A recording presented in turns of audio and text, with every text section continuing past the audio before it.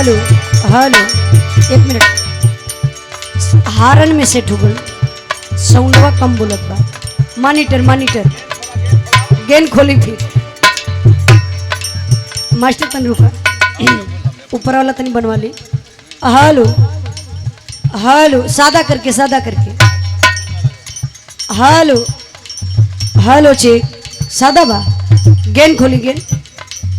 Hello hello check, थोड़ा और बढ़ाइए, बैठल मत ना हो। हेलो हेलो हेलो चेक, थोड़ा और खोलिए आवाज।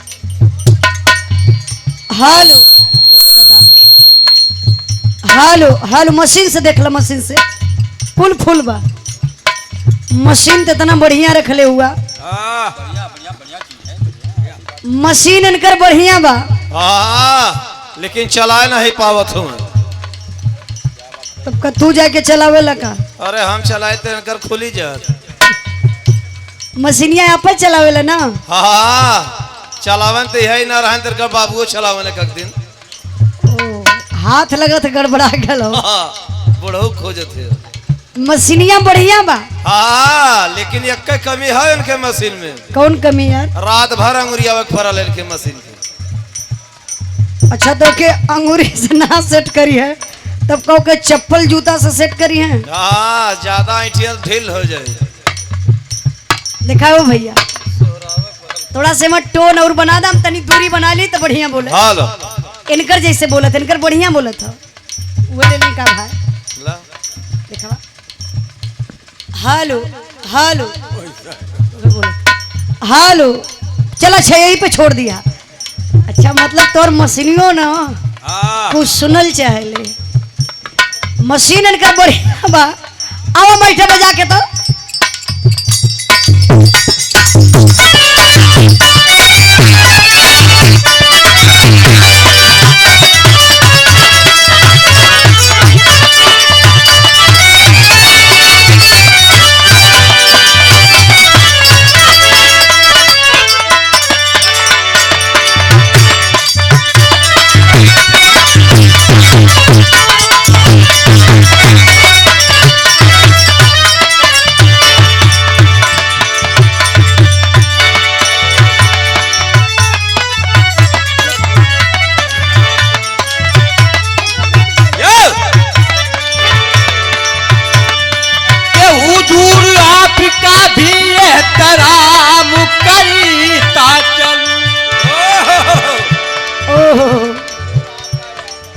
बढ़िया भल के तू बिरहा ना सिखला के इधर से गुजरा तो सोता सलाम करता। ओहो हुजूर इधर से निकला, ये ना हो सोचा कि एहतराम करता चलो। अरे वाह, और आगे का बोलना हम सुन नहीं बोली। जिधर देखो उधर इसकी के बीमार बैठे। अरे वाह, ओहो MBBS डॉक्टर हुआ, सबकर चेहरा भाप लेना। कहा तो जिधर देखो उधर इश्क के बीमार बैठे हैं। अच्छा तोहके कैसे मालूम कि सब इश्क का बीमार बैठल हो? इहो बतावा कि हजारों मर गए फिर भी लाखों तैयार बैठे। ओह जिधर देखो उधर इश्क के बीमार बैठे हैं, हजारों मर चुके लाखों तैयार बैठे हैं। और क्या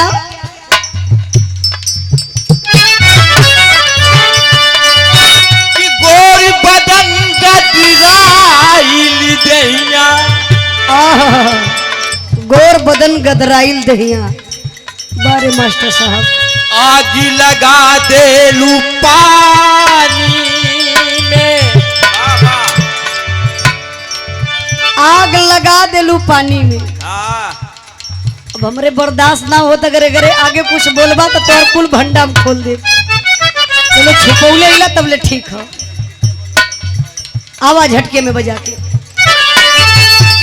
हाल बाटे नदानी में का करबू तू जमानी में ओहो तो हर काली काली अखिया में काला कजरा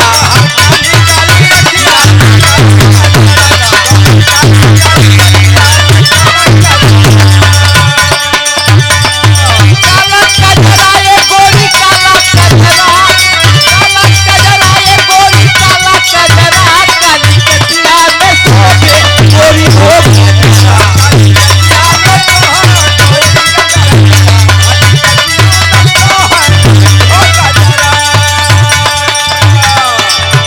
तो हर काली काली अखिया में काला कजरा काली कजरा में गोरी शोभेला कजरा बड़ा नीक लागेलू सोला हो सिंगारी में बड़ा नीक लागेलू सोला हो सिंगार पे बड़ा जान मारे तो हाथी कुली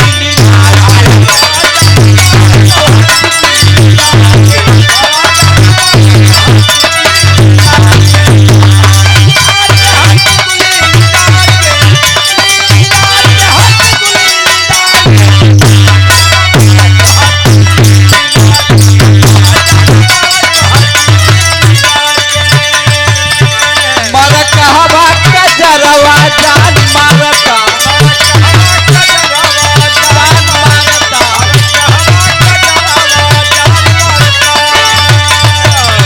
तोरे नथवा से सर के लाली चुनरी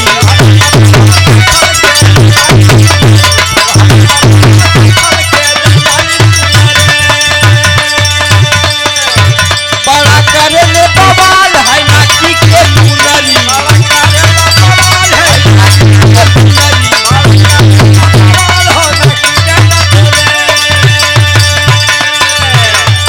टुकुर टुकुर ताकि हम बैठी दुआर पे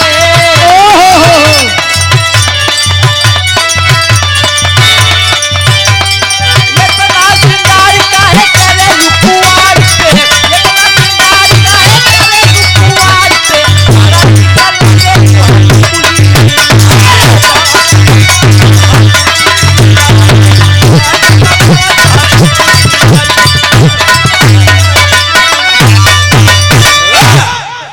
आधी सब नींद में है। हेलो हेलो हेलो भैया ये मना बेस ज्यादा लगा था, थोड़ा टोन बढ़ा था। हेलो देखा ना कैसा लगा था, खुल के ना बोला था। हेलो हाँ ऐसे बोले एकदम ऐसे खुल के, इको ज्यादा हो जाता यही से देखा होगा लोई प्रॉब्लम। जीरो वन के बीच में इको करिए। हेलो ऐसे सीटी बा भैया ऐसे। हेलो हेलो हेलो एक भैया ना जैसे रहो वैसे कदा कैसी सीटी दे दे रही है ना।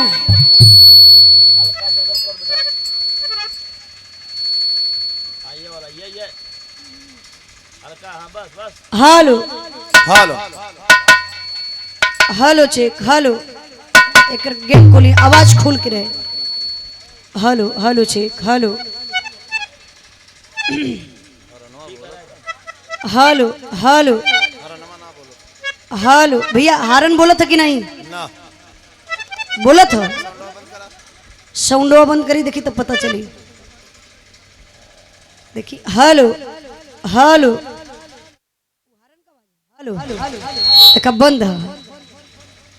एक सेटिंग है चपले हम अच्छा एक कैसे है? ओहो बना बढ़िया बोला तूने। चली कोनो बात ना, रात बीती गई है। हेलो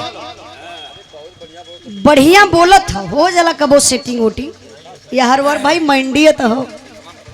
व्यवस्था तो इतनी टाप कैले हुआ देख के दिल बड़ा खुश भैला। वाह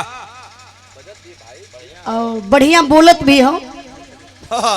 खाली पैसा ना देत हुआ। समझ नहीं बोली। अच्छा फर्स्ट बार भी रहा। हाँ हम पहले ही कहलिए कि ऑर्केस्ट्रा रहा तो बजत उन्हें ढिचिक ढिचिक कौन हो? शिवम डीजे। हाँ। जान दो कैसे बोलते हैं म्यूजिकल इनकर ग्रुप रहत मतलब वो ऑर्केस्ट्रा वाली ये मन के डीजेवा में बजट ढिचक ढिचक शिवम डीजे ढिचक ढिचक शिवम डीजे ढिचक ढिचक पूरा ढिचक ढिचक वाला। अभी बिरहा के सेटिंग में पहली बार कैला बढ़िया कैला फरियाद हो बढ़िया थोड़ा सा उठा दो होपलेस मत हो या भैया एकदम बहुत बढ़िया मशीन है। बड़ा बढ़िया आप लोगों के बिरहा सुने के मिलल बस भैया एकदम छुआ मत बहुत बढ़िया बोलत फरिया जात लोग चढ़ल मत रहो फिर खाई हटाओ। ये देखी आप लोग घरतिया हुआ कि बरतिया है जवनिये में का कमर तोड़ले हुआ लोग उनके बैठ जाता है बुढ़ऊ दादा लोग सोता तो वो कहे कि भाई बुढ़ापा है। हेलो देखा जौने समय बारात मालिक गलो कार्ड छपवावे तो सब कुछ लिखौले के बाद बड़ा प्यार से लोग लिखा दिलन कि आप हमारी बारात में आकर के हमारी बारात की शोभा बढ़ाएं। वाह ई कहीं ना लिखौले रहेलन कि हाइड्रोसिल का ऑपरेशन करा करा सोच जाया। बड़ा गजब आदमी हुआ यार ये तो के कैसे पता कि ये सब ऑपरेशन वाले लोग हुआ? जितना टंगरी ऊपर का ले सब हाइड्रोसिल वाले हुए। बाप रे अच्छा मान ली में क्यों करवट और पेटकुइया सुत गए वो बाबा सिर और भोकंदर वाले हुए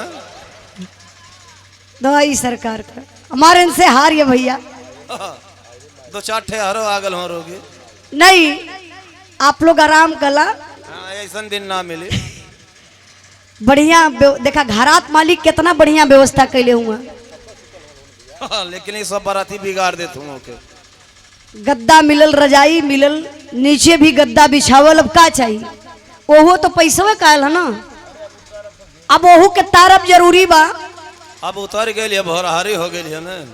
बड़ा बढ़िया आप लोगों के बीरस के बिरहा सुने के मिलल समय बहुत कम बचल बा और शादी का कार्यक्रम भी धीरे धीरे खत्म हो गया पूरा हो गल हुई रसम सब लोग निपटान करत है देख के नहीं है आखिर बाद अब गाड़ी स्टार्ट हुई आप लोग यहाँ बैठबा ना ये आखिर ये यारो बिरहो हो सकी तो धूरे में छोड़ के आप लोग चल देबा ते लिए हम चाहते हैं कि झटके में ठे बिरहे सुना दे ताकि आप लोग नहीं इकट्ठे चली कि ताकि आप लोगों के कुछ पल्ले पड़ जाए। तब मास्टर साहब झटके में कुछ बजा के अब तो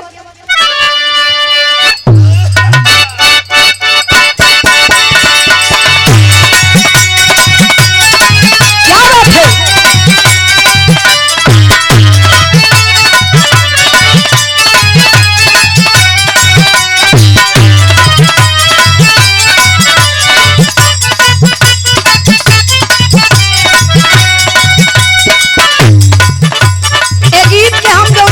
आप लोग YouTube पर पूरा वीडियो देखल चाहिए जोने में हम स्वयं काम भी कैले बनी उजाला यादव ऑफिशियल हमारा चैनल से बा हमारे गुरुजी के भी चैनल से हमारा गाना रिलीज होला PL म्यूजिक दोनों चैनल की आप लोग सब्सक्राइब कर ली है। कोनो में हरारू बा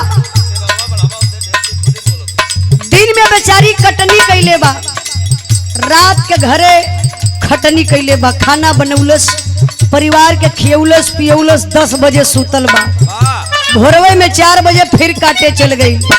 किसान का बीबी बा परेशान बा कहत बा का कहले बा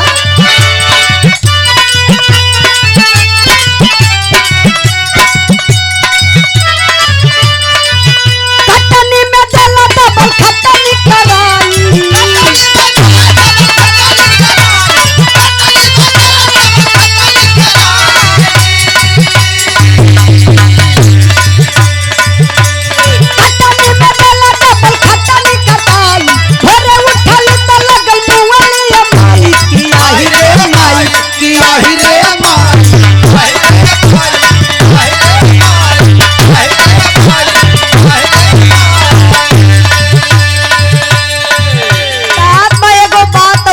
सुनला बड़ा तकलीफ में बा आप लोग भी मेहरारू के साथ ऐसा मत करिए। कहत बका कपड़ा पे बोझा लेके खा गईली पटकनी।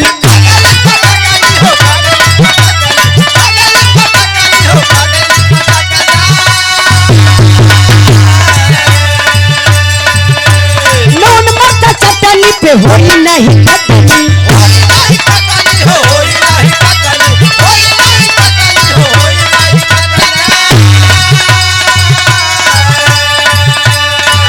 भोरे भोरे खेते जाई हसुआ उठाई।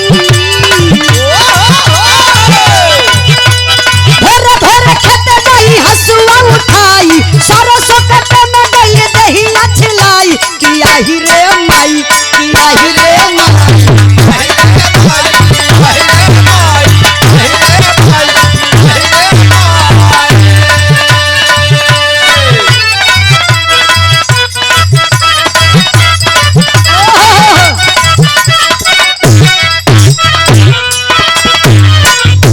कटिया कह भाई मेहरारू मर्दे से हाथ जोड़ल से जी। कटिया तो हो गई समय से, दमरी भी हो गई। अब हमार मन करता कहले रहला कि काट जाई दाएं जाई तो तोहके लेके चलब घुमावे। कहत बा का कहले बा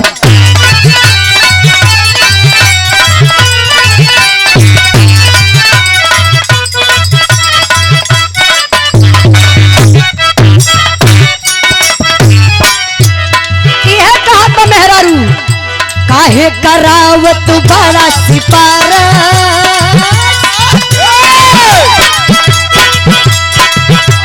काहे करावत बड़ा सिपारस। चला घुमादा राजा बनारस।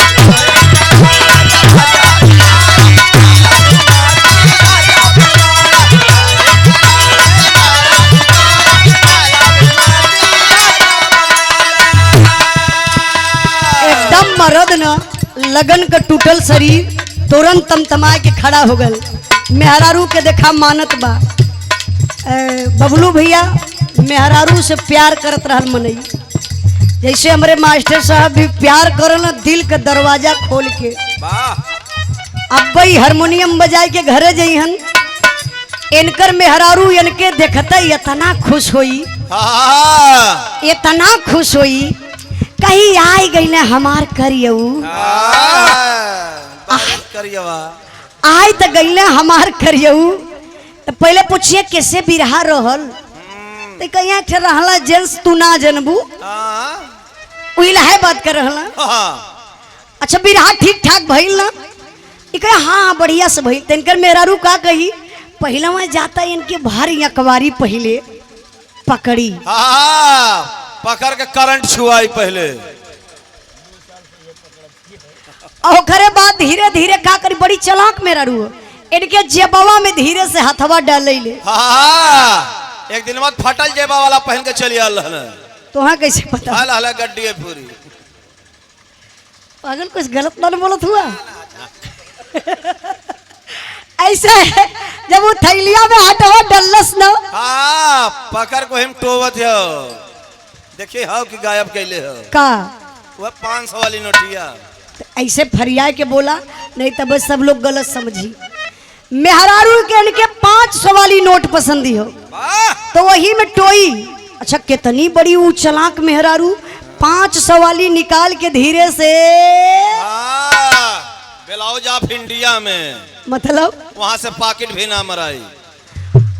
अब लिया के पैसा धैले जो 10 20 100 50 थैलिए में बा। तो कही है सिंटू को पापा चला रात भर का थकल हुआ चलते तेल लगाई तनी चला तू के तेल लगा दे। तो घरवा में ले जाई तेलवा लगाई। कैसे? पहले जाई इनका शर्ट खोली ओकरे बाद पैंट खोली। तू सहयोग मत करा प्लीज नहीं तो हर बात हमके ना चाहती है ठीक ना। हाँ अब तू बोले मत। अब एड़ी से कपारे ले तेल तन के लगल। बबलू भैया जौने दिने 500 रुपया ले जाइए तौने दिने और जौने दिने 500 का नोट ना ले गई वही इनके बाबू के लगावे शुरू करे ले तेलवा। हो काहे इनके बाबू के लगावे ले? अब है 45,000 पेंशन पावन इनकर दादा नहीं इनकर मेहरारू ना हाँ वो खाली पैसा चलबे करल। ए तनी सही होश में बोला। अब्बा यही क्यों पैसा वाला आदमी हो 1500 उनके दे के बुकिंग करावे के कौन दिक्कत है तो रोज बिरहावे में मेहरारू को हाथ बा का कहले बा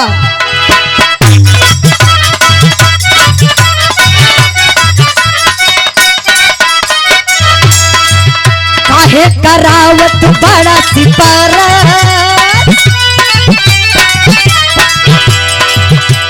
काहे करावत बड़ा सिपारस चला घुमादार राजा बनारस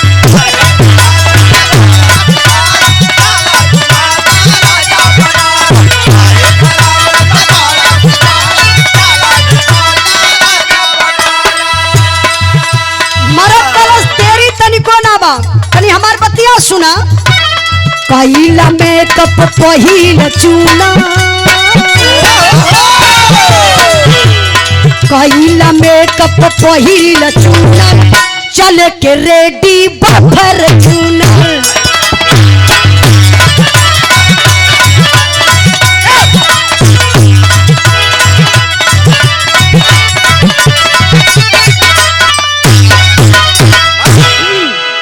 अच्छा देखी धुन तराना छोड़ भर का आनंद बा धीरे धीरे आपो लोग देखत आज तो हम देखत ला कि नौजवान भाई लोगन को टोली बड़ा उमंग में बा। अगर आप लोग ऐसे बिरहा सुनबा तो बिरहा एकदम जी जाई।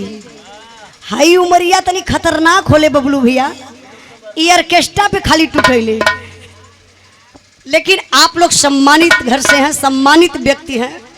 हम बताइला कि बिरहा और ऑर्केस्ट्रा में बड़ा अंतर हो गया। मतलब अगर एक तराजू पे बिरहा और ऑर्केस्ट्रा तौल दिहल जाई हाँ तो ऑर्केस्ट्रा वजन पर जाए काहे वो हमें ज्यादा लड़की रहे हाँ कम कपड़ा वाली हाँ। लेकिन हम बताइला वही लोग बिरहा सुनते हैं वही लोग बिरहा कराते हैं जो धरती पे सबसे बड़ा सम्मानित इंसान होते हैं। वाह तो हम देखत ला कि यार के सम्मानित व्यक्ति हमारे भैया लोग जब सुधर गए तो पूरा समाज सुधर जाइए। नहीं तो कहीं कहीं बिरहवा में भैया ना बबलू भैया बैठ के अगवा हल्ला करे लगत हो।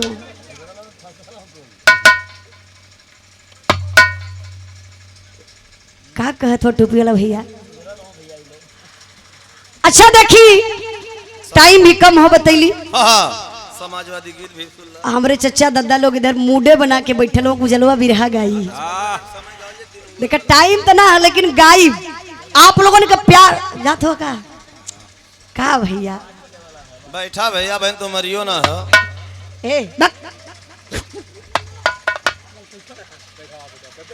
ए भैया बैठा बैठा नहीं तो फिर आप लोग कहा अगर गाड़ी वाड़ी जात हो तो झटके में कुछ और गा दी दो चार गो धोन होने के बाद बंद हो जाए लोकगीत का चचा का करी बिरहा के लोकगीत गा दी बिरहा ना चचा बीर रस तो हो ही गया अब इतनी पार बीर रस मजा न दे भुरारी होके वाला बा। एक प्रसंग बड़ा प्यारा बा जैसे कि यहाँ शादी विवाह के अवसर बा एक प्रसंग से आप लोगों के ज्ञान मिली। बिटिया कोई कहो बाबू चाहे गरीबे का बिटिया हो चाहे अमीरे का बिटिया हो सबकर इज्जत एक समान होला। अच्छा तो घर का इज्जत बहिने बेटी होली ये हमार आवाज बहिन बिटिया भी लोग सुनत हुई बबलू भैया आजकल देखत है लड़कियां सो भाग जाती एगो बिरहा हमारा आज 11 तारीख का कैंसिल भल तो भैया लड़की भाग गई कोनो दूसरे के साथे। हाँ ठीक भेल भैया काहे कुल बच गया खर्चा पानी। लड़का के घर वाले बहन तोपन डलता रहला है कि चला ठीक हो लड़की अगर मिल जाई तो फिर वही से बियाहवा हो जाई सबकर भाई न्योता हकारी बटाए गल हो नहीं फिर भी वो सोचत बा कि लड़की से शादी हो जाए कोनो बात नहीं बा फिर भी दूसर लड़की मिल जाए वही डेट पे शादी कर लेबे। हाँ, लेकिन दहेज पूरा ले तो अब देखा वो लड़की का कलस की जाए के कोर्ट मैरिज कलस अब वीडियो बनाए के कुल भेजत है देखा घर भर कि परिवार भी देखे समाज भी देखे जाकि माई बाप इहो ना तोपन डाल दे कि हमार बिटिया कहीं नताई रिश्तेदारी गई हो, नहीं हमार बिटिया बीमार रहल मर गई, इहो न कह पावे। साक्षात साबूत देती कि हम अपने से ना भगलैला, भगावल है नहीं सॉरी, हम भगाई के नहीं आल हैला, हम अपने मर्जी से आल हैला। हमके डर बा तो हमारे मम्मी पापा से, मतलब जे पैदा कैले बा ओके ममता नहीं बा। आई 4 दिन के प्यार में ऐसो फरार हो जाते हैं। तो अपने नौजवान भाई लोगों से भी कहबे कि ऐसा काम कबू मत करी। हाँ एक दाव बैठावा। माई बाबू बड़ा अरमान लेके पैदा करेला, बियाह करे के बाद माई बाबू से कह दा कि हमें नहीं से बियाह करबे। माई बाबू को मैयो बाबू से कहा हाथ जोड़ के, अगर बिटिया बेटवा कह दिला हम इनसे बियाह करब तो उनसे बियाह कर देवे के चाहिए, जिम्मेदारी अपन खत्म कर दा। अभी बिरहा हमारे यहीं से शुरू हो गई बा। ब्रह्मा जी का बिटिया विश्वकला घर में सयान हो गई।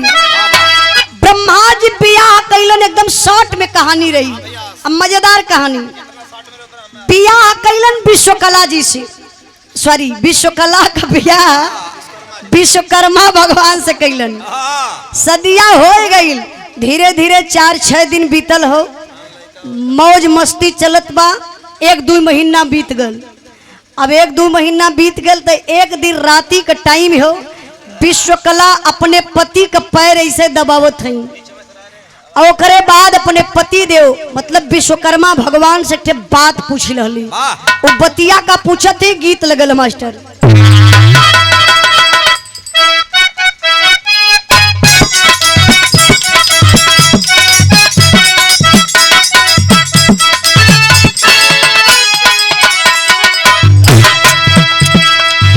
भोला प्यारा न कबहो नैहर कह गुजारिया हो नजरिया पल के बदरिया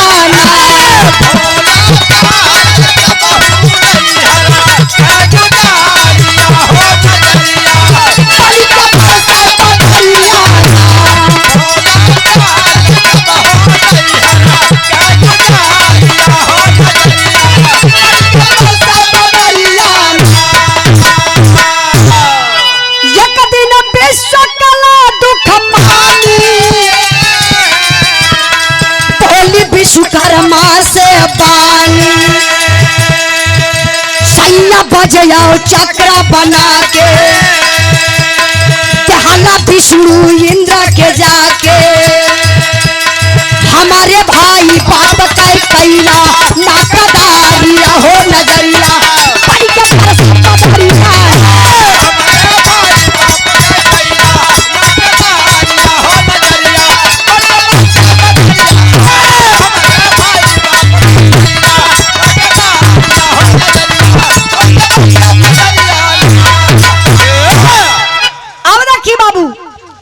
विश्वकला अपने पति देव से कहली, का जी हम सुनले बानी कि तू बहुत बड़ा कलाकार हुआ, बढ़िया बढ़िया अस्त्र शस्त्र हथियार बनावेला, हर देवी देवता के हथियार दहला, हमरे भाई बाप के कदर तोरे दिल में तनिको ना बा, हमरे भाइयों बाप का कदर तक कर देता। विश्वकर्मा भगवान ने तनी बतिया सुन के तनी चुटकी ले कहना करे तोरे भाई बाप हथियार ना है का, तने सब मजाक कर। अच्छा मजाकवा का करथो मास्टर साहब?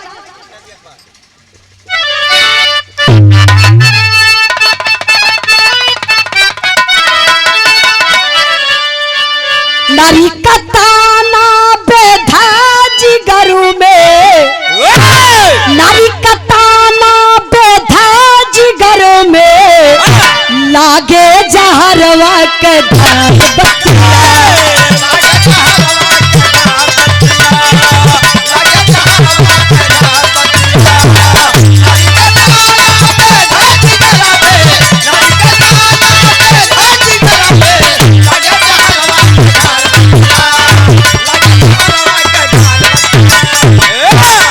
बाबू का तोहरे जानिला प्रभुताई,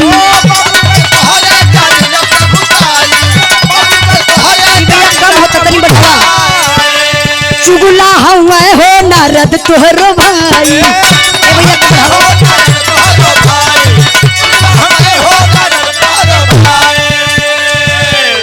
करी है कायर कटारी है प्यारी।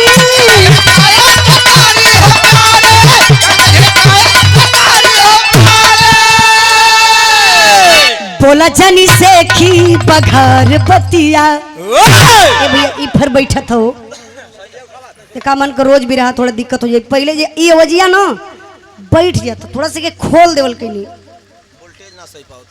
वोल्टेज ना पाओ थका। हेलो हेलो चेक हेलो थोड़ा से 5 मिनट खाली एकदम बिरहा आखिरी पर हो गई है।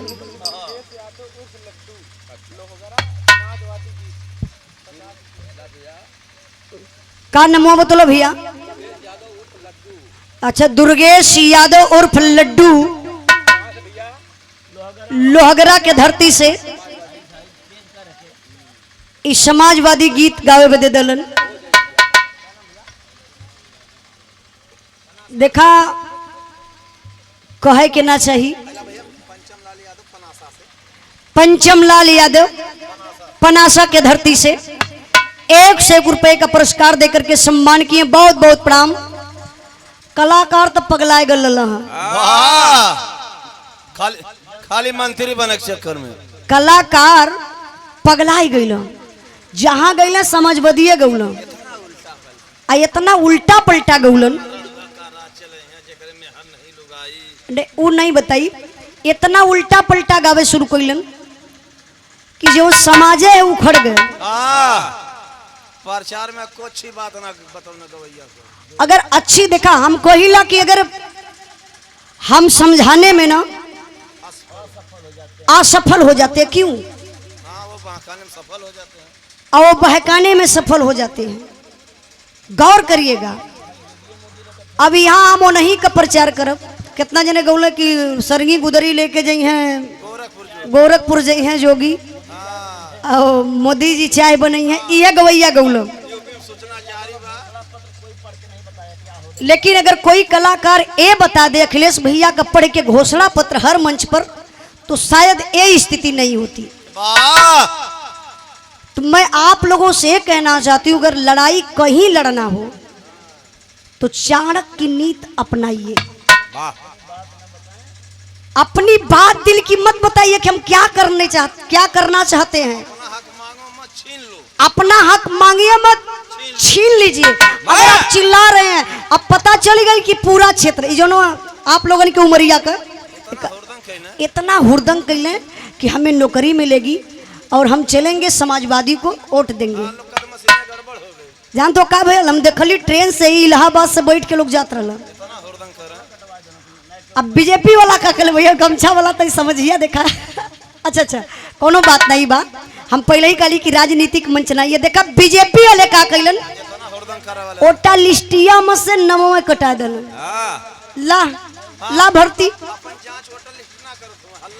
अपन ओटा लिस्ट ना लोग जे चलो कि हमारे ओटा लिस्ट में नाम हो कि ना हो। अरे हम जीतत थैला एक गवैया गा दल जबरदस्ती ताली पीट। अब गवैयावन के जबरी देखतली ताली पिटवा उतरला। अरे भैया वोटर बैठल हुआ तू जबरदस्ती ताली पिटेबा। अच्छा लगे तो इसी बात पर मेरी गीत अगर अच्छा लगे तो ताली बजाइए ताली बजाइए। तलिए तो बजाई के मार ले गए सब खत्म कर दला लोग। मशीन में गड़बड़ी। अब मशीन में गड़बड़ी हमारे आजमगढ़ में कहाँ गई मशीन? हमारे आजमगढ़ में 10 निकल गए। अब को मशीन खराब ना भई तो ए लिए आप लोगों से देखिए मैं भी समाजवादी हूँ। ऐसा नहीं कि मैं और किसी अदर नेताजी का प्रचार मैं स्वयं करती हूँ। जहाँ से हमारे उत्तर प्रदेश के पूर्व मुख्यमंत्री माननीय अखिलेश भैया जी जहाँ से सांसद हैं वहाँ हम लोग प्रचार किए हैं साथ में रहे हैं। साथ में जितने लोग वहाँ इटावा सैफई से लोग आते हैं मुलाकातें होती है बातचीत होती है। लगातार हम लोग मेहनत करते हैं। फिर चुनाव होके वाला बा लेकिन देखा केहू का दाल गली ना केहू का लहर रहे बीजेपी करारी हुई तो ए लिए अब वहीं से आप लोग सुधर जा। थोड़ा से शांति बना लेबा काम आगे हो जाई। घुसपैठ बनावा ठीक ना भैया बुरा मत मनिया। वोटर लिस्ट से बतावा नाम कटल कि ना कट गल ना दर्द होला ना भैया। बीजेपी वाले चाल कर दला कि जितना नौजवान लड़का हुआ अखिलेश भैया का साथी हुआ अखिलेश भैया के वोट दिए, अगर वह लोग हल्लवा ना कैले होता तो बीजेपी वाले गुमराह में पड़ जाता है। हमारे आजमगढ़ में का होला, हमारा आजमगढ़ गुमराह कर देला, वो भेदवा न देला कि हम केकर वोटर हैला, हम के वोट देवे के हो। बाबा जी आ जाए तो बड़ी भीड़ लग जाएगी, लेकिन वोट कहाँ चल जाए पता नहीं पवन है आज तक। ए लिए मेरे भाइयों और गायक लोगन से भी एक गुजारिश हमार रही, खा जा लोगन अखिलेश के नहीं अपने स्वार्थ में, अगर समाजवादी की तब हम गाई तो 2-4 हजार पाई जाई, लेकिन नहीं, अपने स्वार्थ में अखिलेश भैया को धोखा मत दीजिए। अखिलेश भैया के नीति को बताइए, उनका घोषणा पत्र बताइए, और इनके गरियाई के मुख्यमंत्री और प्रधानमंत्री के एक कोई वोट के होना बना पाई। कौनो औकात कलाकारन का ना है कि जो पीएम सीएम के गाली दे दे। तो ए लिए भैया प्लीज हमारे बात के लोग अन्यथा बुरा मत लिया। तो हम आप लोगों से ये लिए बात बनी कि देखी ये सार्वजनिक मंच है, यहाँ हर पार्टी के लोग आए हुई, तो हमारे बात क्या बुरा ना मन तो भैया थोड़ा से, लेकिन अगर सुधार लिया शायद अगली बार बन जाए। अपन वोटर लिस्ट में नाम करा लिहा, और क्यों पूछे कि के वोट देवे के, कदा कुछ भैया बहन विचार ना हो, आई समय तो देखल जाई, हुरदंग मत करा, देखा काम बढ़िया हो जाई। हल्ला कर देवत हम तो जानी जब कि ए रुका, अब हम मारे बात का बात ओके मारब तो हम भीतर से लाठी लेके आई, अधूरे से धीरे धीरे जाइबा, मार के घर में से चली आईबा। सही है ना, बुरा मत मनिया बीरन। नौजवान हुआ तरस होला कि बेरोजगारी लोग घूमत हुआ, तो हम आप लोगों से हाथ जोड़ के निवेदन करत बनी कि अच्छा बिरहा पर ध्यान दे। बिरहा कहाँ पहुंचल है, अब तो भुला गेलो, बस कहानियां पर ध्यान दे दा, बिरहा 2 मिनट कहिबे करे। विश्वकर्मा भगवान के ई बतिया बड़ी लग गई, तेरे विश्वकला कहत है कि बड़े बड़े बीरन के हथियार बनाए के दहला, हमरे भाई बाप का कदर कौनो ना हो, एक आगो हथियार तुम्हारे भैयो बाबू के दे देता। काला चल जा आजमगढ़ बमहौर थलेला हथियार। विश्वकर्मा भगवान के लिए सुना सुना विश्वकला, मेहरारू का जा तू कितना पिटिर पिटिर बोलत हो, पटका मर जेबी तो के पता बा हथियार के दिहल जाला, हथियार बड़े बड़े बीरन के दिहल जाला। चौल लड़ाई में कदम आगे बढ़ावे, विजेता हो तो हथियार का भी सम्मान और हमार भी सम्मान हो। अब तोरे भैया बाबू तोहर बाप ब्रह्मा जी उत नंबर 1 कायर हुआ, और नारद जी का बात करत हूँ, नारद धरती का सबसे चुगला आदमी हुआ, डरपोक आदमी हुए। कहा जे दिन नारद कुछो न पावे, हड्डी फेंक दू कुकुर लड़ावे। का करब नारद के हम हथियार दे के, मुर्गा की दुकान खोल ले रहना कहा नारद। अरे विश्वकला के बाबू नैहरे का बुराई भाई बाप का बर्दाश्त ना भइल, बारे गुस्सा में जवन नई साड़ी पुरान साड़ी कपड़ा लस्ता एक ठे गठरी बनौली, आ गठरी बनाई के कखिया तर दबौली, आ धीरे से निकल गईली। विश्वकर्मा भगवान मनावत हो देवी मान जा देवी मान जा, लेकिन विश्वकला काहे के माने चली गईली नैहरे। आ जब नैहरे चली गईली तो बिना कंत कामिन कल्पे, कामिन बिन कल्पे कंत लाचार, कलाकार काहे के कल्पे जकरे हाथे हुनर अपार।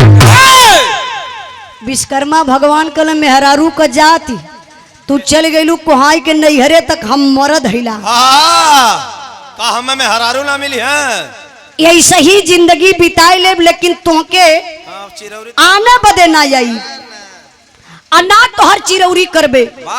विश्वकलो गुस्से में हई, उतन नैहरे अपन चल के जाए के बितावत हई, यार विश्वकर्मा भगवान के रह ना जात हो। 2-4-6 दिन बीतल, विश्वकर्मा भगवान कहले कि एक काम करत हैला, विश्वकला का रूप रंग एकदम दिल दिमाग में नाचत हो। साइज वाइज नफल है हम, एगो इतना चौड़ा का जैसे मंचवा है ना, नहीं इतना चौड़ा एगो पत्थर लेके अइले।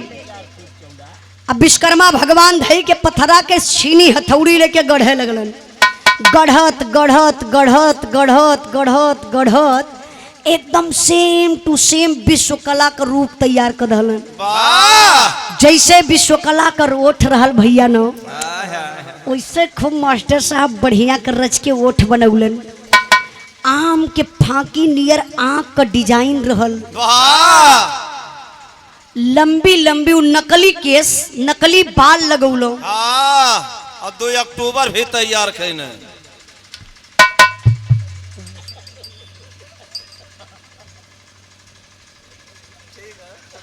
चलो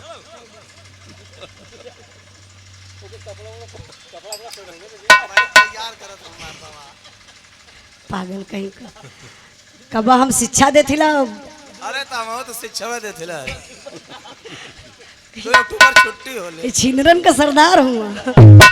हाँ पागल कहीं का। अब विश्वकर्मा भगवान का कैलन बढ़िया के पिंक कलर का मतलब हल्का गुलाबी कलर का वठलाली लगौलन। मरकहवा काजर लगौलो। पत्थरा के मूर्तिया के सजावत हो खूब गजब के बड़की मास्टर चांद छाप टिकुली लगौलन। और नीचे कपड़ा ना पहनौले हुए। सुना सुना पहले अब भार मांग का सेनूर पहिरौलन। आ काली रंग का साड़ी वही मूर्तिया के पहनाए दहलन। साया ना पहनौने बनना क्यों में साड़ी साया ब्लाउज कुल पहिरा दहलन। अब बस न भैया साड़ी साया ब्लाउज पहिरा के वही पत्थरे के मूर्ति के कहाँ विश्वकर्मा भगवान रखत हुआ जो दरवाजवा है जहाँ ऐसे विश्वकर्मा भगवान के चौकी लगल बा। बेडरूम वही बेडरूमवा में ऐसे दरवाजवा के समन्वय ऐसे मूर्तिया के विश्वकर्मा भगवान रख दलन। वो काहे कत्तो से थकल मानल अवे तो मूर्तिया के पकड़ के लगे सुहरावे। अरे हमार विश्वकला हो विश्वकला। तनकी ढील हो जाता तो ठीक रहा। अरे हमार जान हो जान तू तो चल गई जान लेकिन वही पत्थरा के मूर्तिया से तृप्ति उनके मिल जाए। अच्छा तो 1 दिन मिलल 2 दिन मिलल 3 दिन मिलल 4 दिन मिलल। अब मन बड़ा खुरपाती विश्वकर्मा भगवान के वो पत्थरा के मूर्तिया के का करत हुआ मास्टर साहब तनी आवा।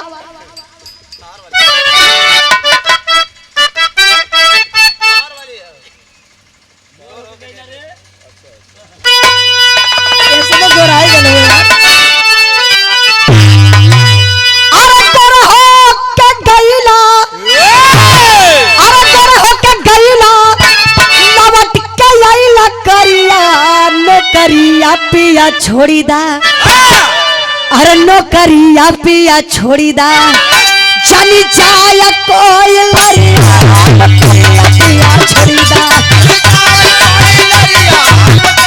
बहुत अच्छे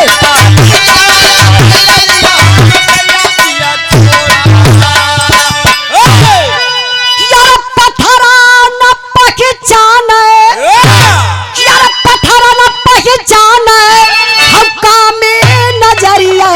सजरिया सोवई मुरहा अरे सजरिया सोवई मुरहा हाई तान के चदरिया सजरिया सोवई मुरहा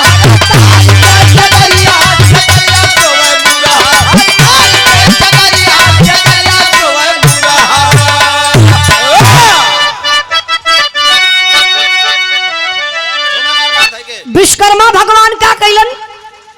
अब मूर्ति ऐसे सुतल हुआ बेडवा पे ऐसे मूर्तिया के ताकत हुआ ताकत ताकत ताकत का रहुमन बस गईले ओके भर अकवारी ऐसे पकड़ लहन। अब पकड़ के उठाए लहल उठाई के का कैलन वो जो बेडा उनकर लगल रहल वही बेडवा पे ले जाए के लेटाई दहल।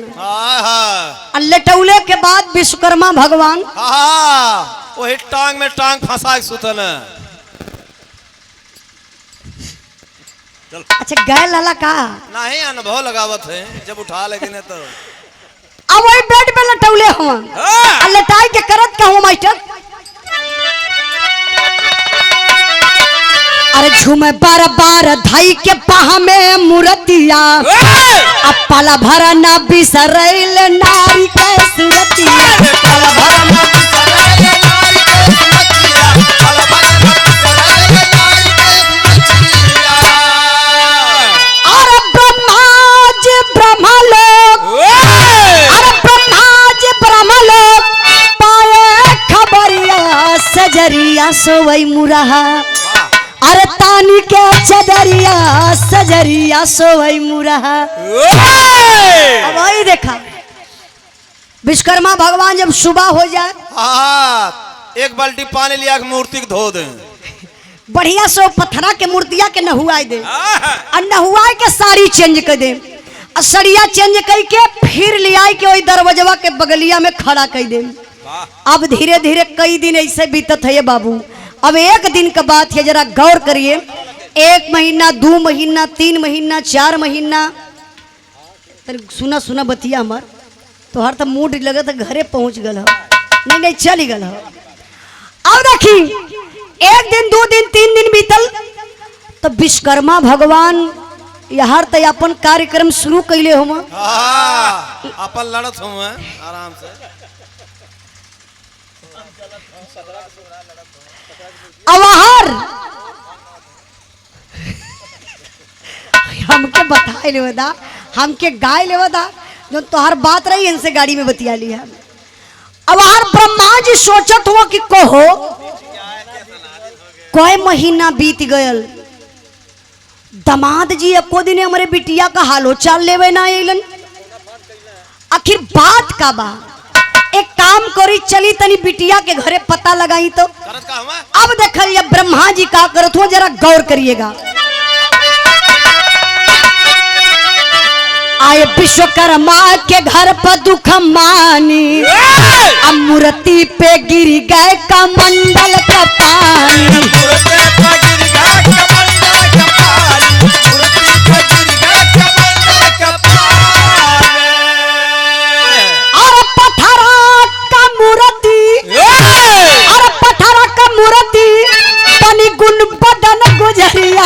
सजरिया सोवई मुरहा, अरे तानी के चदरिया सजरिया सोवई मुरहा।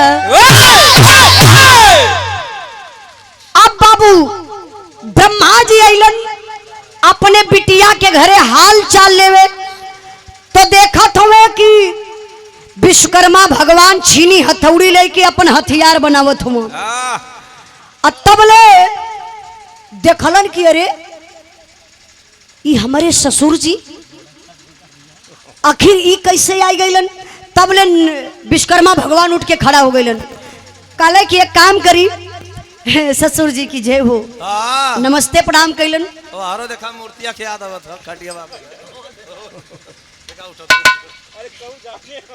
नहीं सुतदा नहीं सुतला सुतला सुना सुना नहीं नहीं ठीक है भैया। ए भैया उनके ऊपर हथवा हटा ले लोग डिस्टर्ब। ए भैया उनके ऊपर हथवा हटा ले लोग डिस्टर्ब। टंगरिया तो विश्वकर्मा मत बझौले हम।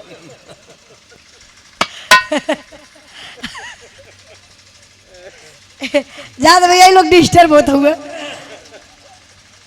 क्षमा करिए भैया, हमारे तरफ से शिकायत ना है, लोगों की तरफ से हो। अच्छा फिर यहाँ पर ध्यान दें। अब विश्वकर्मा भगवान कहले कि महाराज आप चली घर में पधारी। अल्लाह के बाबू जब ब्रह्मा जी के घरवा में जात हुए विश्वकर्मा भगवान, तो ये जो चौखटवा बा थोड़ा से ऊंचा रहल, हाथ में कमंडल रहल, ऐसा ही दरवाजवा डाकत हुआ बाबू ब्रह्मा जी। और तब ले जो न कमंडलवा नीचे ले रहल, वही चौखटवा में से ठोकर लग गल, और छलक के पनिया वही पत्थरा के मूर्तिया के ऊपर चल गल। अब जब ब्रह्मा जी के कमंडल का पानी वो मूर्ति के ऊपर छटक के गयल, तो है देखत तेजू अब वो पत्थरे का मूर्ति में जान आई गयल। पत्थरा का मूर्तिया लगल डोले बोले खाए पिए सूते उठे बैठे, यानी सब कुछ पत्थर का मूर्ति करे लगल, मतलब निर्जीव से सजीव हो गई। अब विश्वकर्मा भगवान के मजा हो गई। धीरे धीरे अब समय बीतत है। अब वो विश्वकला के जवन यादव करें अब वो याद छोड़ दल। अब तक पूरा काम चला था, अब कौन दिक्कत है। अब पत्थर के मूर्ति से सब कुछ काम हो जाता, खाना पानी सब कुछ हो जाता। धीरे धीरे समय बीतल तो एक दिन ब्रह्मा जी नारद जी से कहले करे नारद बिटिया के अले 4-6 महीना हो गए, दामाद जी खबरियो ना रहल। बिना टेंशन के जिए तो आ एक दिन हम गईली देखली तो बिना टेंशन का जियत हुआ। घरवा में हमके कुछ शक लगत रहल, कोनो मेहरारू का चूड़ी खन के पायल खन के। तब तक ये भैया बात नारद जी के बर्दाश्त ना होती हो। आकाश मार्ग से चल रहे, कहले पिताजी आप टेंशन मत लें, हमारे बस का हो, हम चलो पता लगा के आई। आकाश मार्ग से नारद जी चल हुए। कैसे मास्टर?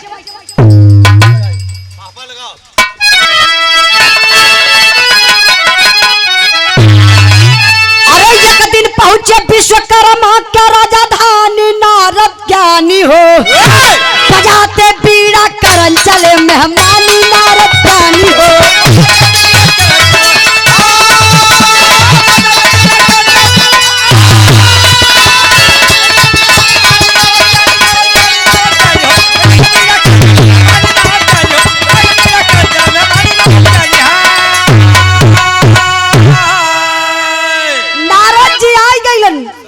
अब विश्वकर्मा भगवान जब देखलन नारद जी के, अरे अपार न खुशी हो गई, लगल गले मिले। अब गले मिलने के बाद विश्वकर्मा भगवान चारपाई पर बिस्तरा लगा दिल, कहला यही पर सार राम बैठा। अब घरवा में जात हुआ तो बाहरवा से विश्वकर्मा भगवान का तू ए विश्वकला वही पत्थरा वाली मूर्तियां जो डोलत बोलत बा, कहला भाऊ देखा दुअरवा तोर भैया आई के बैठल हुआ। अरे पानी मीठा कुछ ली अबू। अब बाबू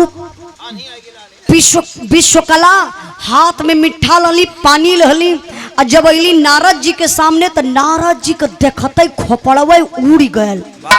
कहला अरे बाप रे बप्पा ई तो बहिनिया लगत बा कि बहिनिया के हम सकल ई बहनोई कोनो दूसर में रारू लियल हुआ।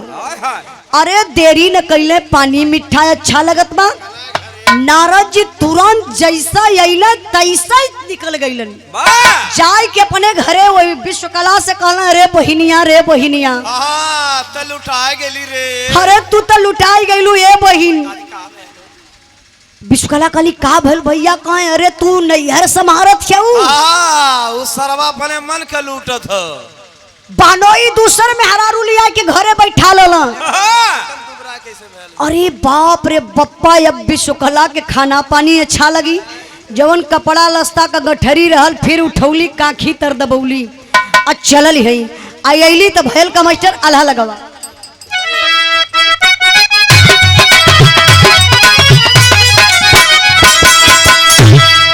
अरे बातिया सुना त लगली दिल में यगिनिया भैया।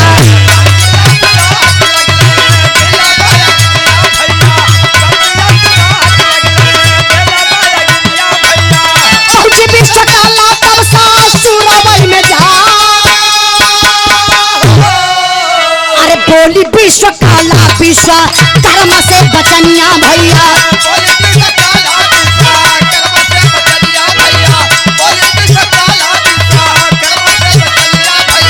घर में से सैया दशावती हो भगा।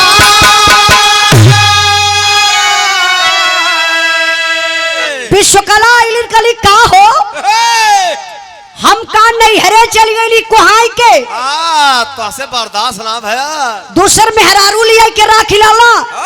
विश्वकर्मा भगवान कहले बाप रे बप्पा ई बतिया के बताए दहलस। और तब ले भैया विश्वकला जाय के देखत यही घर में तो हौ जन पथरा वाली विश्वकला रहली उ ऐसा बेना हुकत रहली। अरे बर्दाश्त ना कैली, असिल की विश्वकला जाय के नकल की विश्वकला का झोटा पकड़ली, खिसराय के लिए अली वही अंगना में उठाए के अब पटक के वही छाती पे लगली, हर गाले गाले मारे। तब ले पथरा वाली तनी से मौका पाई गई। ऐसे जोर लगौलस बस उठाई कि असिल की विश्वकला के अब पटक के बाबू नो। अरे वो पटकी के पटका होत बा। विश्वकर्मा भगवान घबराई गए कि अब का करी। मंत्र पढ़ के बाबू चला दल, कहला असली नारी असली हो जा, पत्थर वाली नारी हो जा पत्थर। विश्वकर्मा के मंत्र परोर के चलौला पर वो जो पत्थर वाली नारी रहली बाबू एकदम ऐसे स्टॉप। अब असिल की विश्वकला कहली सवतिया घर में रही, एके हम बर्दाश्त करबे। यही से आप लोग कहावत कहेला कि मेहरारू पत्थरों का सवत ना बर्दाश्त करी है। छीनी हथौड़ी लहली विश्वकला आ यही लाते से ठेगुना ऐसे कैली और जो पत्थरा वाली मूर्ति ऐसे धड़ाम से गिरा आ ले के वही छीनी हथौड़ी से पहले यह हाथ कटली, फिर गर्दन कटली, फिर सीना पे मरली और जब बाबू पेटवा पे मरली विश्वकला न छीनी हथौड़ी गजब हो गया। पेट फटल, एक सुंदर कन्या क्या करत का निकलल। मतलब विश्वकर्मा भगवान अपन काम कर गुजरल है। तो टेंशन कुछ लगा था? नहीं लगा था टेंशन। अपने मन के लगा था। अब पेट फटल सुंदर कन्या जो निकलल बा, ओ कन्या का नाम का बा मास्टर साहब बिरहा के आखिरी भाव। बबलू भैया जे मेन मालिक बा हिसाब किताब वाला, अब ओके बुलावल जाए काहे से कि अमान अब निकलब और डेली प्रोग्राम चलत हो। आई बरतियो अब निकली यहाँ के बैठी ना बिरहा सुने तो आई मास्टर साहब। अरे परा नाम कन्या का जगमगरती शेखर काम देव दुनिया में भइले पति।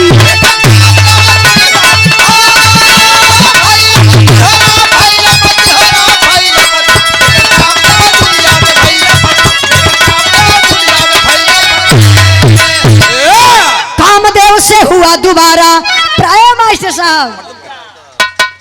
कामदेव को जलाए शिवजी नेत्र तीसरा खोली हो, पति बिरहा में शिवदानी से रति बिलकती बोली हो। अरे बिना पति के नारी का कवन गति।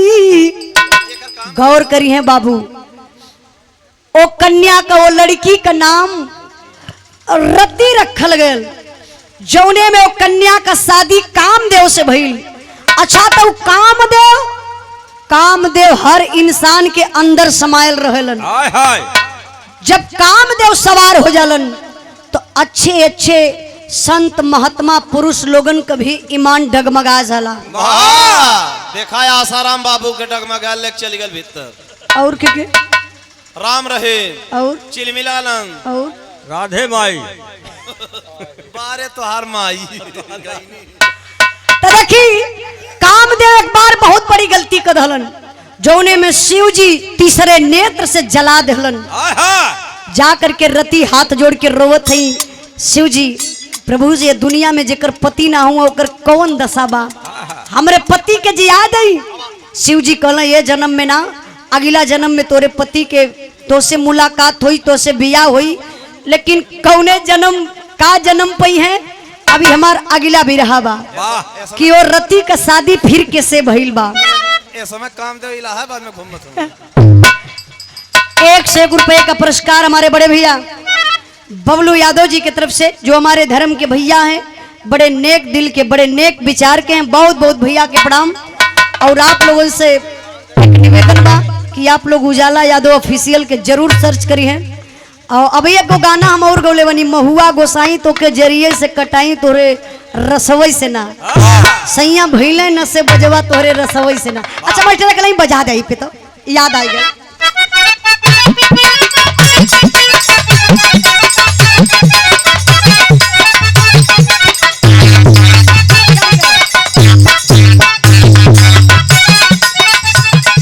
देखा कोनो पियक्कर मर्द बा, मर्द बड़ा पियक्कर बा, मेहरारू बड़ा परेशान बा। मर्दा के देख के उठौलस कुल्हाड़ी, उमा रोल हम ही कैले ही। आप लोग यूट्यूब पर देखिया उजाला यादव, ओकर टाइटिल बा पी के महुआ के रस लेला बहिया में कस। तो हम कुल्हाड़ी लेके गैल बनी और महुआ के पेड़वे के काटे बदे। कहली का कहली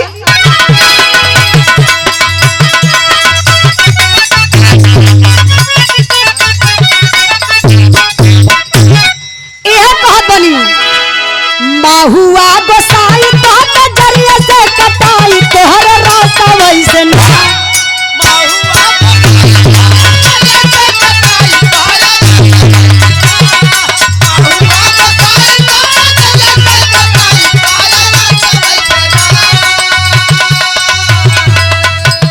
महुआ गोसाई तो जरिया से कटाई तोहर रास्ता वैसे ना, तोहर रास्ता वैसे ना। सैया भैला ना से बसवा तोहर रास्ता वैसे ना।